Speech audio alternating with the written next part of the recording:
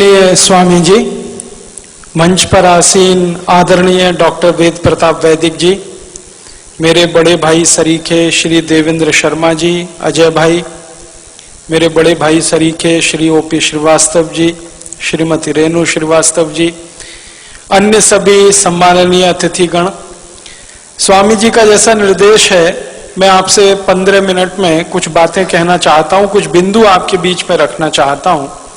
स्वदेशी से स्वावलंबी भारत, ये बात हमें आजादी के 60 साल के बाद कहने की क्या जरूरत है, क्योंकि ये बात तो लोकमान्य तिलक आजादी के पहले कहा करते थे।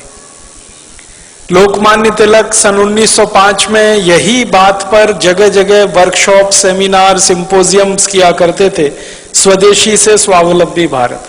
1905 से 1911 तक सैकड़ों बार उन्होंने इस विषय पर परिचर्चा आयोजित की है। इसी तरह से 1905 से 1911 के बीच में लाला लाजपत राय स्वदेशी से स्वावलंबी भारत की बात किया करते थे। इसी तरह से कलकत्ता के और पूरे बंगाल और भारत के बहुत बड़े क्रांतिवीर अरविंदो घोष स्वदेशी से स्वावलंबी भारत की बात किया करते थे। हमारे देश के आजादी के एक बहुत बड़े नायक महात्मा गांधी आजादी के पूरे समय में, माने आजादी के आंदोलन के पूरे समय में स्वदेशी से स्वावलंबी भारत की बात किया करते थे। तो स्वदेशी से स्वावलंबी भारत की बात करने वाले आजादी के पहले के नेता थे। अब आजादी के 60 साल के बाद हमको स्वदेशी से स्वावलंबी भारत की बात क्यों करनी पड़ रही है? क्या हमारी मजबूरी है? क्या हमारी तकलीफ है? हमारा दुख क्या है? हमारा दर्द क्या है? हमारी पीड़ा क्या है? क्यों हमें यही बात कहनी पड़ रही है जो कभी गांधी जी को कहनी पड़ी, लाला लाजपत राय को कहनी पड़ी, विपिन चंद्र पाल को कहनी पड़ी, लोकमान्य तिलक को कहनी पड़ी, वही बात आज क्यों कहनी पड़ रही है? अब तो आजादी आ गई है, अब तो अंग्रेज चले गए हैं, अब तो ईस्ट इंडिया कंपनी भी नहीं है इस देश में, तब तो हम अंग्रेजों के गुलाम थे, ईस्ट इंडिया कंपनी के गुलाम थे, इसलिए हम स्वदेशी की बात करते थे। अब आजादी के 60 साल के बाद फिर स्वदेशी की बात क्यों करनी पड़ रही है? ये गंभीर प्रश्न है और वो प्रश्न मैं आपके सामने खोलना चाहता हूं। बात ऐसी है कि हमारे देश में 15 अगस्त 1947 को सत्ता हस्तांतरित तो हो गई, आजादी नहीं आई, स्वतंत्रता नहीं आई इस देश में। 15 अगस्त 1947 को गोरे अंग्रेजों से काले अंग्रेजों को सत्ता का हस्तांतरण हो गया।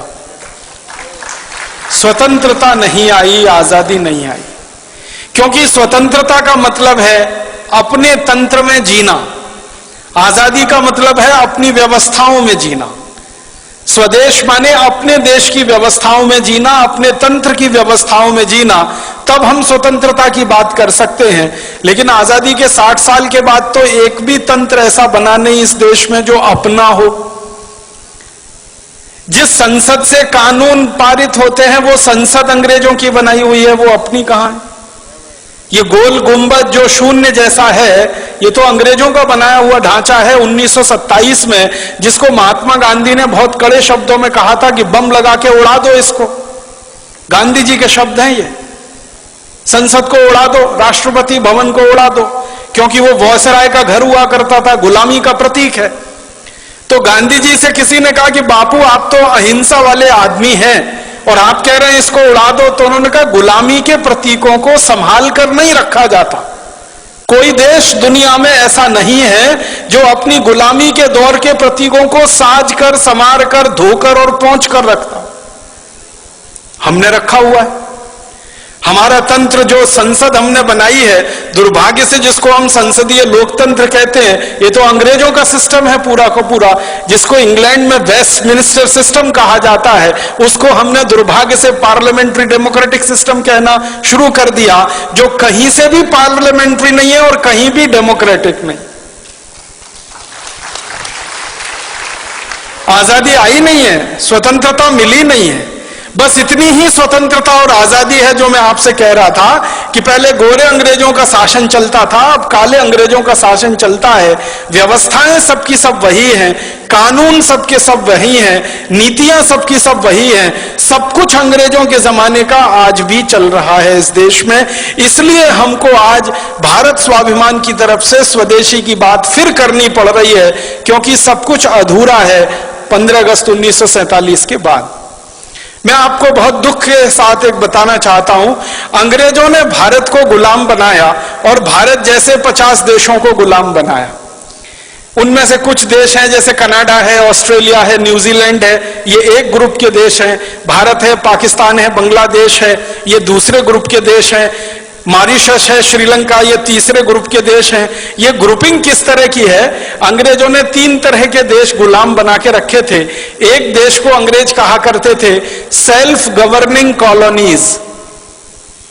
सेल्फ गवर्निंग कॉलोनीज में ये था कनाडा, ऑस्ट्रेलिया, न्यूजीलैंड, ये अंग्रेजों का गुलाम था, लेकिन इनकी कैटेगरी थी सेल्फ गवर्निंग कॉलोनीज। माने वो देश कुछ कुछ अपने हित के कानून खुद भी बना सकते थे, लेकिन ज्यादा कानून अंग्रेज बनाते थे।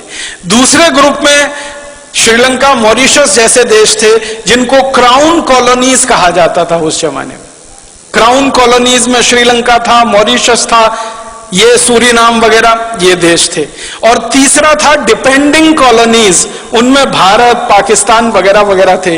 डिपेंडिंग कॉलोनीज सबसे खराब गुलामी का ढांचा था, सबसे खराब गुलामी का।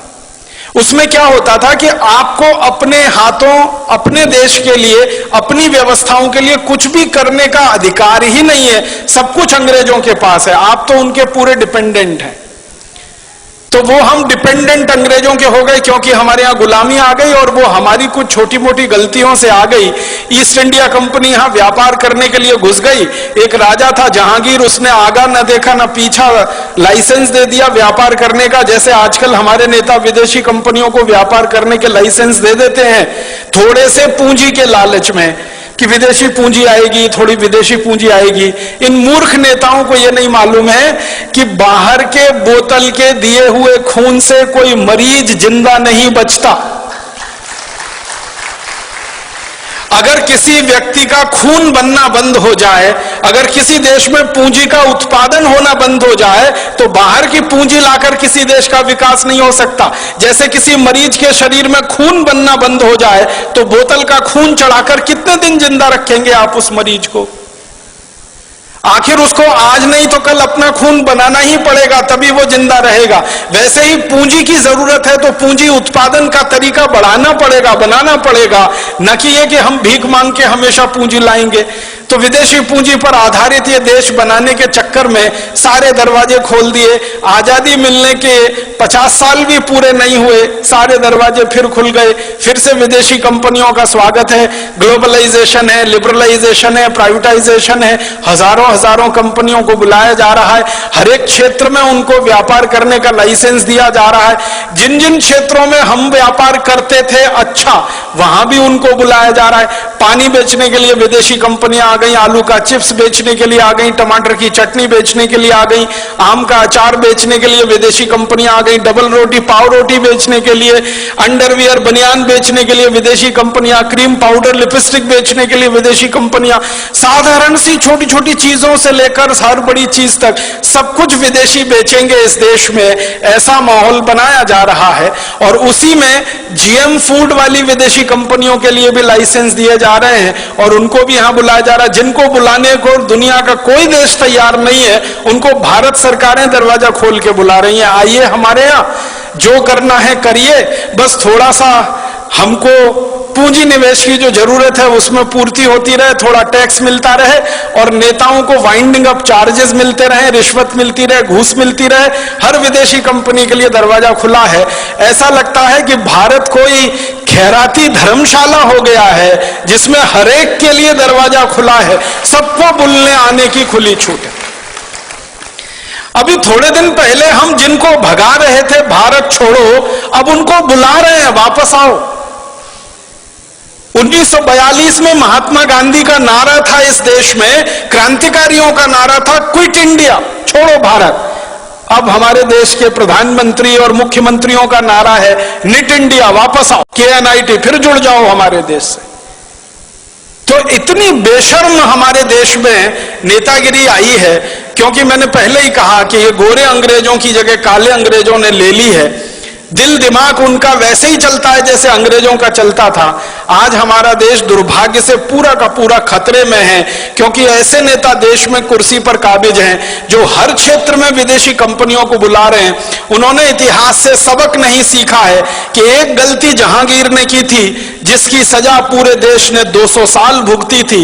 अब लग रहा है कि जहांगीर ही जहांगीर पैदा हो गए हैं। मुझे तो कई बार ये व्यंग में कहने को मन करता है, जहांगीर मरा नहीं है, उसी की आत्मा हमारे देश के नेताओं में प्रवेश कर गई है। जो देखो विदेशी कंपनी को लाने के लिए विदेश जा रहा है, लाल कालीन बिछाकर उनका स्वागत कर रहा है। हमारा देश ऐसा हो गया। अब विदेशी कंपनियां घुस गई, हजारों की संख्या में घुस गई। इन कंपनियों ने जिंदगी के हर क्षेत्र पर कब्जा कर लिया।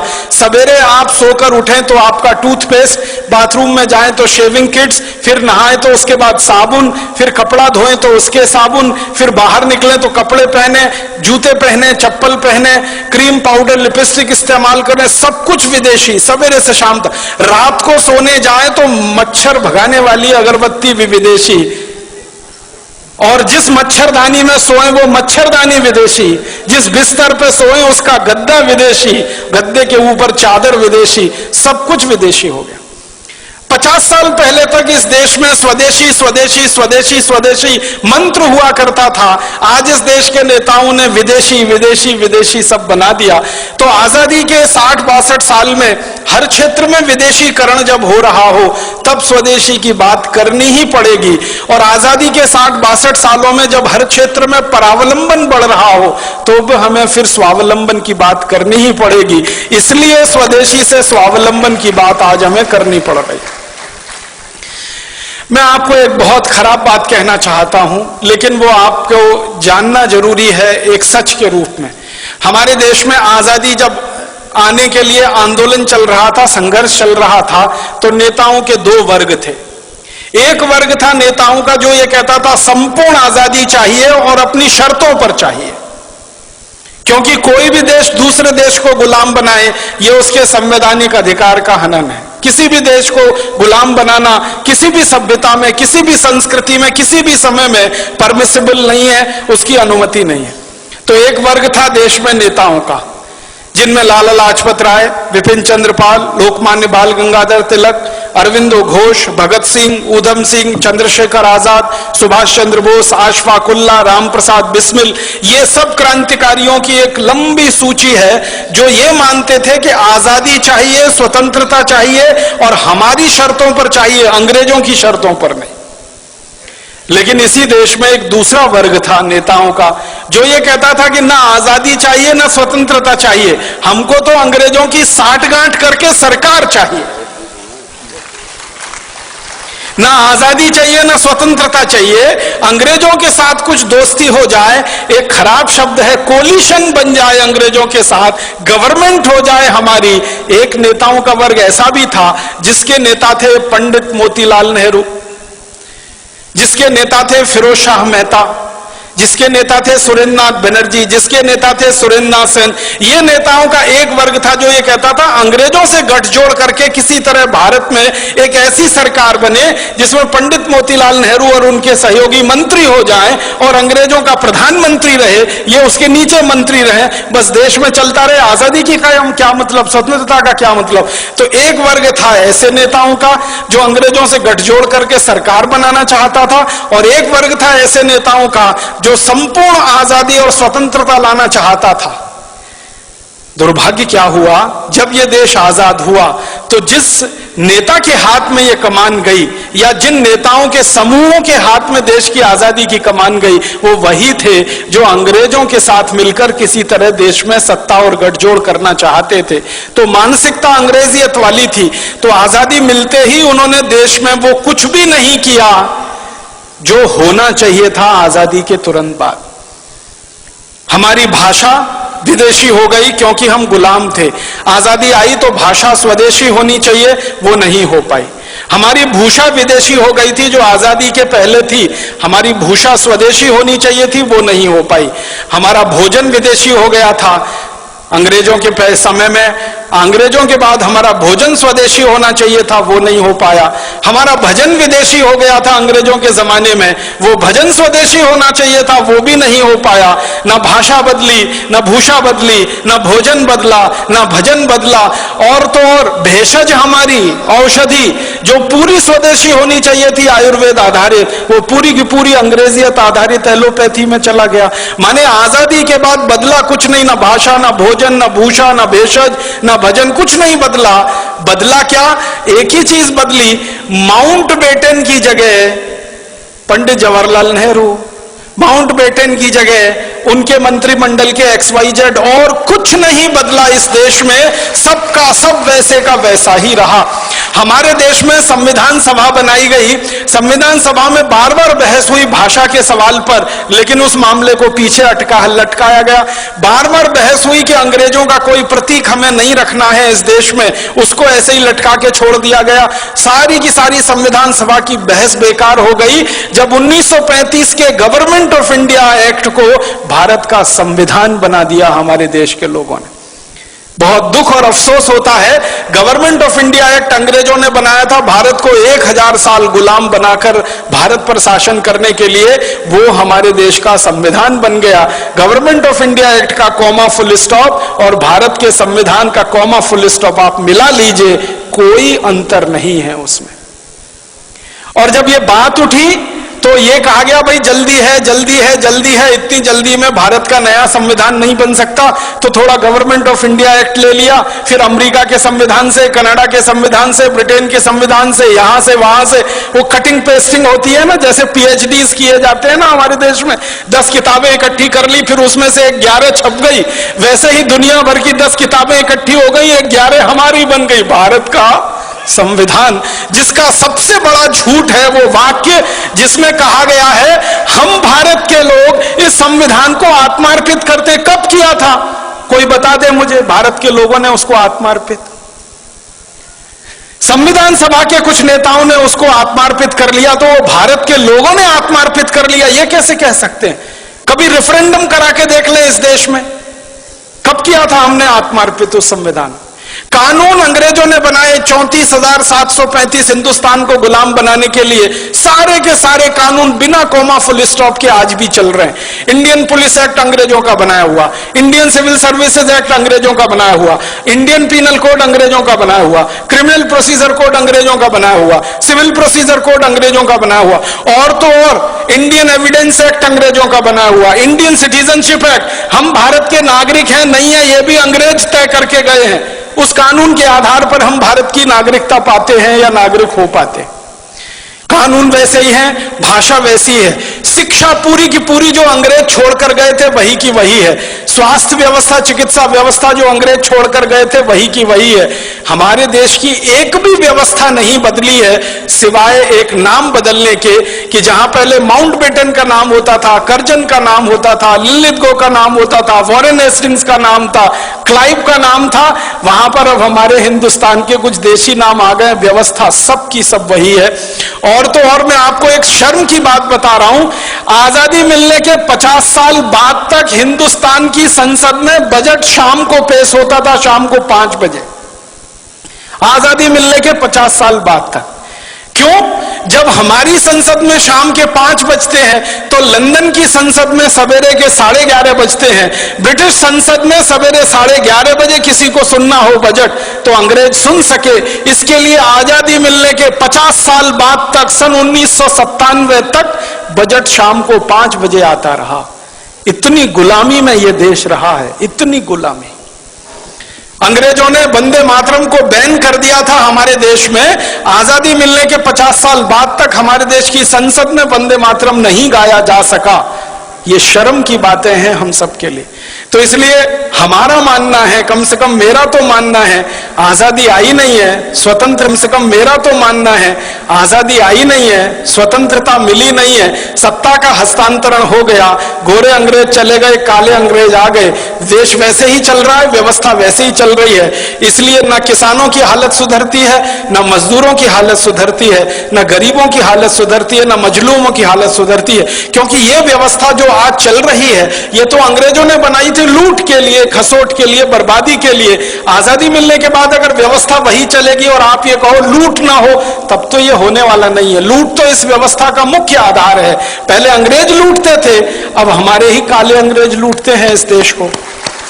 पहले अंग्रेज लूटते थे इस देश को और लाखों करोड़ों रुपया लंदन लेके जाते थे। एक अंग्रेज का जानकारी देके मैं खत्म कर रहा हूं। रॉबर्ट क्लाइव नाम का एक अंग्रेज था, हिंदुस्तान आया, बंगाल का राजा बन गया, गवर्नर हो गया, लूटना शुरू किया उसने कलकत्ता नाम के शहर को। 7-8 साल लूटा, लूटने के बाद सारा माल लेके लंदन गया। ब्रिटिश पार्लियामेंट में उसकी शिकायत हो गई। कई लोगों ने उसकी शिकायत की कि इसने बहुत अत्याचार किए हैं भारत में और लूट मचाई है, तो उसके खिलाफ मुकदमा चला। वो अंग्रेजों का पहला और आखिरी अधिकारी था जिसके खिलाफ मुकदमा ब्रिटिश पार्लियामेंट में चला।